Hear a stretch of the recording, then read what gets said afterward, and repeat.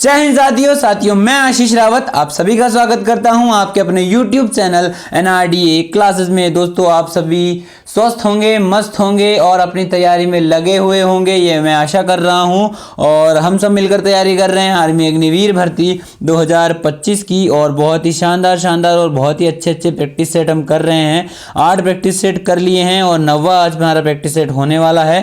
दोस्तों, अगर आपको अभी तक सिलेबस के बारे में कुछ भी नहीं पता है कि मैथ के अंदर क्या सिलेबस है, जीके के अंदर क्या सिलेबस है, जीएस के अंदर क्या सिलेबस है, तो आप मुझे कमेंट करके ज़रूर बता दीजिएगा। अगर आप कहेंगे तो मैं डिटेल वीडियो हर सब्जेक्ट के वाइज के मैथ के अंदर ये चैप्टर तैयार कर लीजिएगा। इन चैप्टर से क्वेश्चन आते हैं, साइंस में इनसे आते हैं, जीके में इनसे आते हैं और रीजनिंग में इनसे आते हैं। अगर आप मुझे कमेंट करके बताएंगे तो मैं ज़रूर ट्राई करूँगा बनाने की उस पर वीडियो। और मंडे से दोस्तों पूरा ट्राई रहेगा कि आपकी जो है 50 सेपरेट जीके की आए, 50 शाम को साइंस की आए। अगर 50 नहीं हो पाता तो 30 का 100% अपन ट्राई करने वाले हैं। तो देखते हैं क्या रहता है क्या नहीं रहता है। बट अभी आज आप क्लास लीजिए। 30 में से आपको 25 क्वेश्चन करने का टारगेट मैं दे रहा हूँ। 25 नहीं तो आपको जो है आज जो है थोड़ा टारगेट बढ़ा देते हैं अपन। जो वीडियो देख रहे हैं उनके लिए स्पेशल 27 प्लस क्वेश्चन कीजिए आप। 27 प्लस क्वेश्चन आज थोड़ा इजी है मॉडल पेपर, तो देखते हैं कितने आप कर पाते हैं। लगभग सारे ही इजी क्वेश्चन है, स्टैटिक जीके के क्वेश्चन है। और चलते हैं अपने क्वेश्चन की ओर। क्लास को शुरू कर दिया है हमने। पहला है जल्दी से जवाब दीजिए भाई। कोणार्क का मंदिर कहाँ पर है? कोणार्क का मंदिर कहाँ पर है? कोणार्क में जो है सूर्य देव का मंदिर है।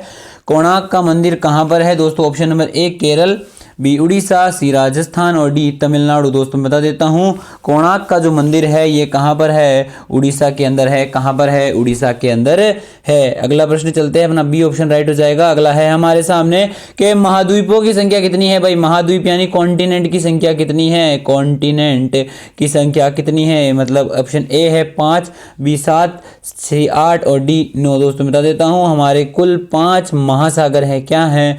महासागर है, यानी कि ओशन है या फिर ठीक है। और कितने? 7 महाद्वीप है। क्या है? 7 महाद्वीप है और 5 महासागर है। ऑप्शन नंबर बी आपका राइट हो जाएगा। महाद्वीप कितने हैं? 7 हैं। अगला प्रश्न हमारे सामने कि हुक किस खेल से संबंधित है? हुक वर्ड जो है कौन से खेल से संबंधित है? इंपॉर्टेंट क्वेश्चन है, नोट डाउन कर लीजिएगा। खेल संबंधित प्रश्न हर शिफ्ट में पूछ लिया जाता है। ऑप्शन ए है मुक्केबाजी, बी कुश्ती, सी कबड्डी और डी हॉकी। जल्दी से कमेंट बॉक्स में जवाब देते चाहिए लाइव चैट के अंदर। क्या आपका जवाब है?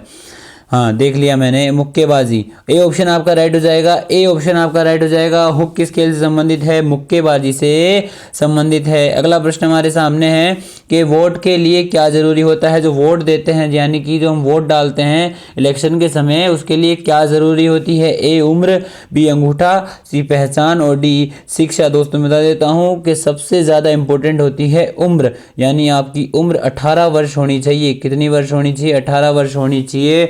तब आप जाकर के क्या कर सकते हो? वोट डाल सकते हो। ठीक है, ये ऑप्शन आपका राइट हो जाएगा। अगला प्रश्न हमारे सामने है, भूटान की राजधानी क्या है? भूटान की राजधानी क्या है? ए पेरिस, बी काबुल, सी थिम्पू और डी तेहरान। दोस्तों मैं बता देता हूँ, भूटान की राजधानी क्या है? थिम्पू है। आपका सी ऑप्शन एकदम राइट हो जाएगा। अगला प्रश्न हमारे सामने है कि जनगणना किस अंतराल में होती है? जनगणना मतलब कि जो जनगणना होती है, जनसंख्या गिनते हैं, वो कितने सालों में होती है? दोस्तों मैं बता देता हूँ कि प्रत्येक 10 वर्ष में जो है जनगणना भारत के अंदर की जाती है। जनगणना के सारे ही क्वेश्चन इंपॉर्टेंट है। जनसंख्या या जनगणना वाले सभी क्वेश्चन आपको जो है याद रखने हैं। प्रत्येक 10 वर्ष में क्या होती है? जनगणना होती है। अगला प्रश्न हमारे सामने है कि इंडिया मिलिट्री एकेडमी यानी कि आईएमए कहाँ पर स्थित है? ए खड़कवासला, पुणे के अंदर, बी हैदराबाद, सी बेंगलुरु और डी देहरादून। दोस्तों बता देता हूँ, आईएमए का मुख्यालय देहरादून में है। ये कहाँ पर है? यूके यानी कि यूनाइटेड किंगडम नहीं, उत्तराखंड, भारत के अंदर, देहरादून के अंदर। उत्तराखंड की राजधानी क्या है? देहरादून है। और यहाँ पर क्या है? इंडियन मिलिट्री एकेडमी आईएमए है। डी ऑप्शन आपका राइट हो जाएगा। अगला प्रश्न हमारे सामने है कि अबुल फजल जो है किसके शासनकाल में थे? ये ऑप्शन आपका राइट हो जाएगा। अबुल फजल जो है अकबर के शासनकाल में था। अगला प्रश्न हमारे सामने है कि म्यांमार का पुराना नाम क्या है। म्यांमार का पुराना नाम क्या है। ए भूटान, बी थाईलैंड, सी बर्मा और डी श्रीलंका। दोस्तों बता देता हूँ, म्यांमार का पुराना नाम बर्मा है। सी ऑप्शन आपका राइट हो जाएगा। ठीक है, म्यांमार से पहले म्यांमार का नाम क्या था, बर्मा था। ठीक है, अगला प्रश्न हमारे सामने है कि जवाहरलाल नेहरू का जन्म कब हुआ था। भाई जवाहरलाल नेहरू का जन्म जो है 14 नवंबर 1889 में हुआ था और उनके जन्मदिन को क्या मनाया जाता है, बाल दिवस यानी कि चिल्ड्रन डे मनाया जाता है। प्रत्येक वर्ष 14 नवंबर को क्या मनाया जाता है, बाल दिवस या फिर चिल्ड्रन डे मनाया जाता है। ठीक है, अगला प्रश्न हमारे सामने है कि संविधान कब लागू हुआ था। दोस्तों मैं बता देता हूँ, संविधान जो है 26 जनवरी और 1950 को लागू हुआ था, यानी आपका ऑप्शन नंबर बी जो है एकदम राइट हो जाएगा। 26 जनवरी 1950 को जो है हमारे भारत का संविधान लागू हुआ था। संविधान संबंधित हमने बहुत इंपॉर्टेंट प्रश्न पुराने प्रैक्टिस सेट में करे हैं, तो आपने जिसने अभी तक प्रैक्टिस सेट पुराने वाले नहीं देखे हैं या मॉडल पेपर नहीं देखे हैं तो जाइएगा, ज़रूर से चेकआउट कीजिएगा।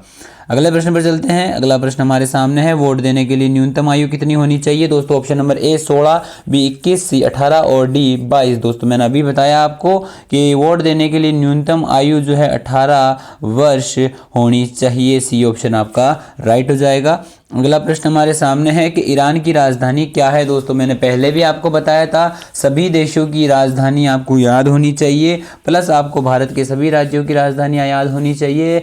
इनमें से किसी ना किसी शिफ्ट के अंदर 2 नंबर का क्वेश्चन यानी 1 या 2 क्वेश्चन फिक्स पूछ लिए जाते हैं, तो आपको जो है राजधानियां कंठस्थ याद होनी चाहिए। A option Baghdad, b Tehran, c Kabul और डी वियना ऑप्शन आपके सामने है। तो ईरान की राजधानी क्या है, तेहरान है। आपका बी ऑप्शन जो है एकदम राइट हो जाएगा। अगला प्रश्न हमारे सामने है कि निम्न में से खाद्य फसल कौन सी है, यानी जिसे हम खा सकते हैं वो कौन सी फसल है। ए सरसों, बी कपास और सी रतनजोत और डी मक्का। दोस्तों मैं बता देता हूँ कि आपका डी ऑप्शन राइट हो जाएगा। मक्का एक ऐसी चीज़ है जिसे हम खा सकते हैं। ठीक है, अगले प्रश्न पर चलते हैं। अगला प्रश्न हमारे सामने है कि यांत्रिक ऊर्जा को विद्युत ऊर्जा में कौन बदलता है। यहाँ से अपने जो है 15 साइंस के क्वेश्चन शुरू हो चुके हैं। हमने जो 15 जी के क्वेश्चन थे वो खत्म हो गए हैं, साइंस के क्वेश्चन हो गए हैं खत्म।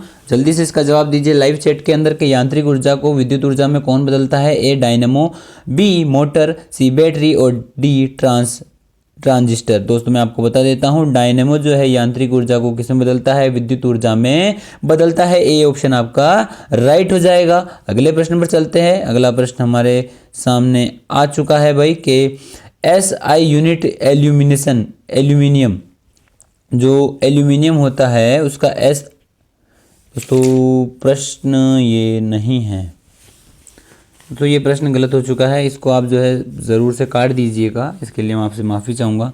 इस प्रश्न को आपको क्या कर देना है, क्रॉस कर देना है। ये प्रश्न गलत आ चुका है। ठीक है, इसको काट देना। काट देना। ये प्रश्न नहीं है भाई, ये प्रश्न नहीं है, इसको काट देना। ठीक है। ये प्रिंटिंग में थोड़ी टाइपिंग में थोड़ा गड़बड़ हो गया दोस्तों। क्या टाइप भी मैं ही करता हूँ और क्लास भी मैं ही रिकॉर्ड करता हूँ, सब कुछ मैं ही करता हूँ, तो इस वजह से थोड़ा गलत हो जाता है। सॉरी, मैं इसके लिए आपसे माफ़ी चाहूँगा। ठीक है, अगले प्रश्न में चलते हैं। अगला प्रश्न हमारे सामने है कि धातु को मिश्रण क्या कहलाता है, यानी कि हम जब धातु को धातु में मिलाते हैं तो कौन सा पदार्थ बनता है। दोस्तों 7वीं 8वीं में पढ़ा होगा कि जब हम धातु को धातु में मिलाते हैं तो अलॉय बनता है। क्या बनता है, जब हम धातु को धातु में मिलाते हैं तो क्या मिलता है, अलॉय मिलता है। धातु को जब हम या धातु में मिलाते हैं तो क्या बनता है, अलॉय बनता है। डी ऑप्शन आपका राइट हो जाएगा। अगला है, एक तार में एक समान विद्युत दौड़ रही है तो उस तार पर क्या होगा। दोस्तों एक तार है, उस पर एक समान विद्युत दौड़ रही है, यानी कि एक समान या नॉर्मल करंट जा रहा है, तो उस पर क्या क्या होंगे। देखो, केवल चुंबकीय क्षेत्र होगा या फिर विद्युत क्षेत्र होगा या फिर दोनों होंगे, चुंबकीय क्षेत्र और विद्युत क्षेत्र, या इनमें से कुछ भी नहीं होगा। तो दोस्तों मैं बता देता हूं कि उस पर चुंबकीय क्षेत्र और विद्युत क्षेत्र दोनों ही होते हैं। तो आपका ऑप्शन नंबर सी क्या हो जाएगा, राइट हो जाएगा। क्या हो जाएगा, सी ऑप्शन आपका जो है एकदम राइट हो जाएगा। अगले प्रश्न पर चलते हैं। अगला प्रश्न हमारे सामने है कि इनमें से ठोस ईंधन कौन सा है। सबसे ठोस ईंधन कौन सा है। ए केरोसिन, बी पेट्रोल, सी चारकोल और डी गैस। दोस्तों मैं बता देता हूँ कि सबसे ठोस ईंधन जो है क्या होता है, चारकोल होता है। क्या होता है दोस्तों? चारकोल होता है। चारकोल को हिंदी में क्या कहते हैं? कोयला कहते हैं। क्या कहते हैं? कोयला कहते हैं। क्या कहते हैं दोस्तों? कोयला कहते हैं। सबसे ठोस ईंधन कौन सा है? कोयला है। दोस्तों ऑप्शन नंबर सी आपका जो है एकदम राइट हो जाएगा कि इनमें से कौन सा ठोस ईंधन है, तो कोयला है। अगला प्रश्न हमारे सामने है कि यदि यूरेनियम निर्वात में रख दे, यानी कि जो यूरेनियम होता है उसको क्या करें हम, किस में रख देते हैं? निर्वात में, जहाँ पर रख देते हैं तो उस पर क्या प्रभाव पड़ेगा? तो दोस्तों ऑप्शन नंबर ए आपका राइट हो जाएगा कि यूरेनियम पर क्या होगा? कोई भी प्रभाव नहीं पड़ेगा। ठीक है, निर्वात में रखने पर कोई प्रभाव यूरेनियम पर नहीं पड़ता है।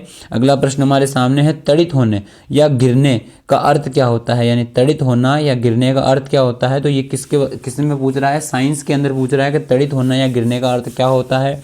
ए तापमान का बढ़ना, आवेश का भूसंपर्कन, सी चुंबकीय क्षेत्र और डी आर्द्रता का कम होना। दोस्तों बता देता हूँ कि आवेश का भूसंपर्कन जो है तड़ित होने या गिरने का अर्थ क्या होता है? आवेश का भूसंपर्कन होता है। अगला प्रश्न हमारे सामने है कि दो बल्ब एक साथ चमक रहे हैं, यदि इनमें से एक अधिक चमकता है, दूसरा कम चमक रहा है, तो उस प्रतिरोध पर क्या प्रभाव पड़ेगा? यानी जो बल्ब का प्रतिरोध होगा, दोनों में से कौन से बल्ब पर क्या प्रभाव पड़ेगा? उसके प्रतिरोध पर। ऑप्शन ए आपका राइट हो जाएगा, जो कम चमकने वाला बल्ब होगा उसका प्रतिरोध क्या हो जाएगा? अधिक हो जाएगा। यानी कि जो दूसरा नंबर वाला बल्ब है उसका प्रतिरोध क्या हो जाएगा?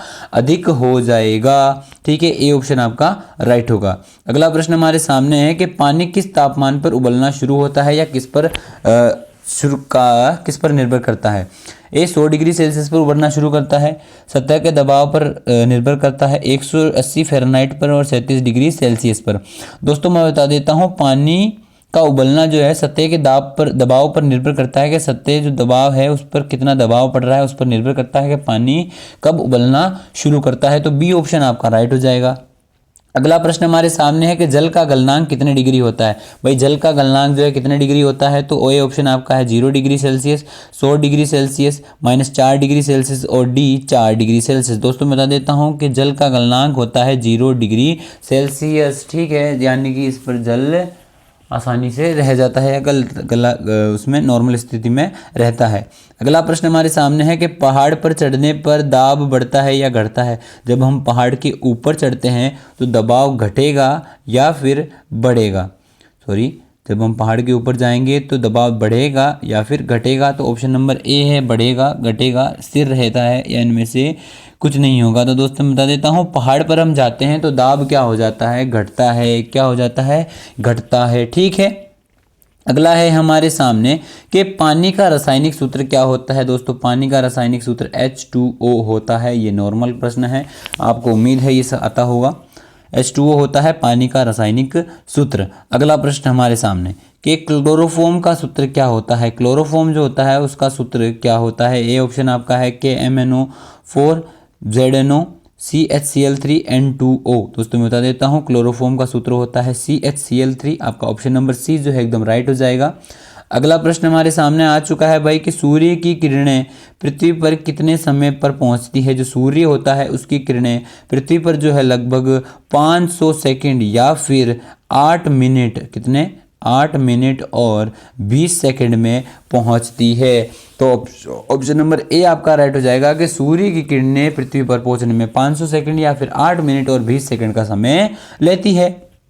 अगला प्रश्न और आज की क्लास का आखिरी प्रश्न कि गाड़ी आगे पीछे धक्का देने का नियम कौन सा है? तो दोस्तों ए ऑप्शन आपका राइट हो जाएगा, न्यूटन का प्रथम नियम, जड़त्व का नियम। ऑप्शन नंबर बी आपका राइट हो जाएगा। ठीक है, यहीं पर अपने जो है 30 प्रश्न समाप्त होते हैं। 30 में से आपका कितना स्कोर रहा मुझे कमेंट करके ज़रूर बताइएगा। 17वां क्वेश्चन क्रॉस कर दिया है तो 29 में से ज़रूर बता देना कितना स्कोर रहा। मुझे उम्मीद है आज तो सबके 25 प्लस स्कोर रहे होंगे, क्योंकि आज थोड़ा सा मॉडल पेपर इजी रखा है, क्योंकि थोड़ा हार्ड जा रहे थे तो बीच में इजी कर दिया है। फिर से अपन अब हार्ड जाएंगे और हार्ड जाएंगे और हार्ड जाएंगे, मतलब जितना लेवल और अप करेंगे अब उतना अप करते जाएंगे। तो अब जो क्वेश्चन आएंगे उनको क्या करना है, आपको नोट डाउन करते हुए चलना है। तो अब क्या करना है, आपको वीडियो को लाइक कर देना है, चैनल पर नए हो चैनल को सब्सक्राइब जरूर से कर देना है।